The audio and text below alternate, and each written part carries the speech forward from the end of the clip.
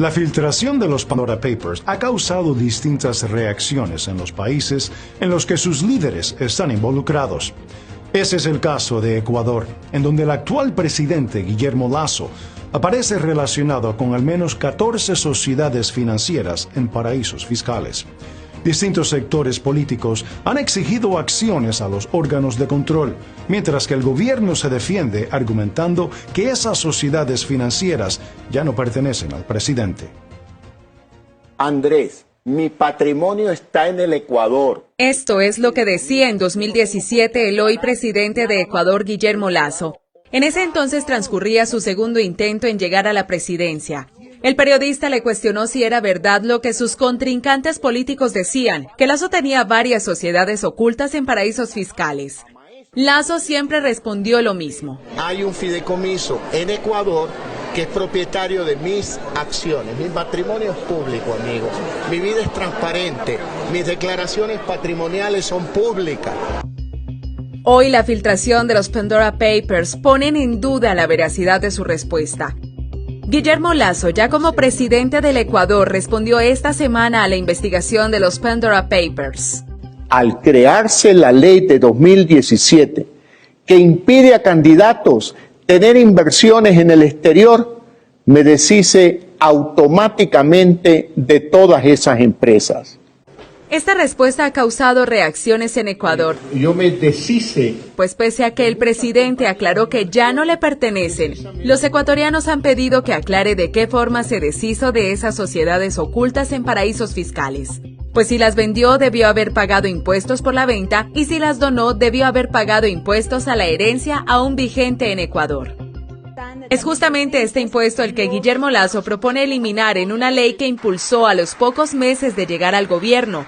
Esta ley ha recibido severas críticas desde la Asamblea Nacional, el órgano legislativo ecuatoriano. Y aunque parecería contradictorio, no es solo el sector progresista el que se opuso a la ley, sino también sus exaliados conservadores, pues en la ley se propone un impuesto al patrimonio millonario y Guillermo Lasso, al tener su fortuna oculta fuera de Ecuador, no tendría que pagar ese impuesto.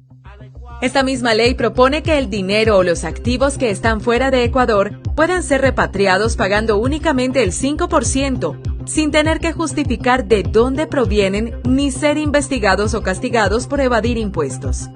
Analistas han criticado esta propuesta, pues dicen que en la práctica estaría promoviendo el lavado de dinero.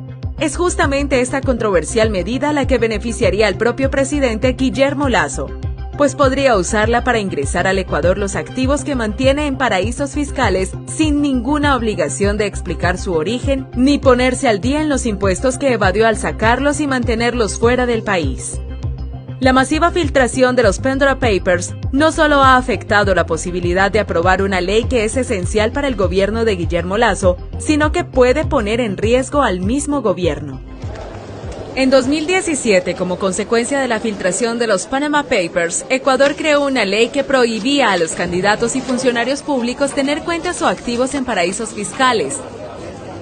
Para las elecciones de 2021, en las que venció el actual presidente, fue un requisito para los candidatos declarar bajo juramento que no incumplen con esta ley. Y así lo hizo el, en ese entonces candidato, Guillermo Lasso. Hoy, la filtración de los Pandora Papers pone en seria tela de duda esa declaración jurada. ¿Mintió a las autoridades electorales para candidatizarse? Es lo que varios sectores políticos han exigido que responda, pues el no haber aclarado cómo se deshizo de sus sociedades offshore ha hecho que presuman que lo hizo a través de testaferrismo, es decir, usando el nombre de familiares o gente de su confianza para, en la práctica, seguir manejando esas mismas sociedades. Es justamente lo que sanciona la ley ecuatoriana, pues no solo prohíbe al funcionario público tener cuentas en paraísos fiscales, sino también prohíbe ponerlas a nombre de sus familiares o gente cercana.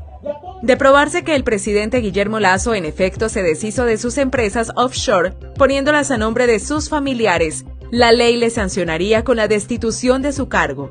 Y no sería la única consecuencia, pues significaría que declaró bajo juramento algo falso, lo que es considerado un delito con pena de cárcel en Ecuador.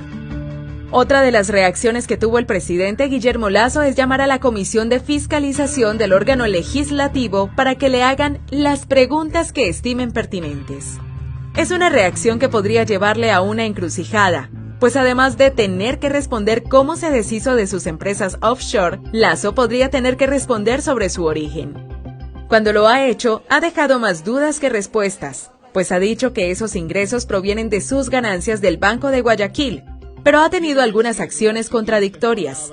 En 2016, cuando Ecuador pasó por un trágico terremoto, pidió a la institución que administra los impuestos que se le devuelva cerca de $1,5 millones y lo justificó diciendo que ya no tenía relación con el Banco de Guayaquil. Hoy justifica su aparición en los Pandora Papers diciendo lo contrario, que sus ganancias son gracias a ese mismo banco. En el Banco Guayaquil. El presidente ecuatoriano tampoco ha aclarado cómo una de esas empresas offshore que se hicieron públicas con la revelación de los Pandora Papers pasó de tener $1 millón a $31 millones en 1999, justamente el año del llamado feriado bancario, una de las peores crisis económicas y sociales del Ecuador en su historia reciente, y uno de los puntos débiles de Guillermo Lasso, pues formó parte del gobierno de ese entonces. Así, la masiva filtración de los Pandora Papers ha causado varias reacciones en Ecuador y estas podrían llegar a cambiar totalmente el rumbo político del país sudamericano.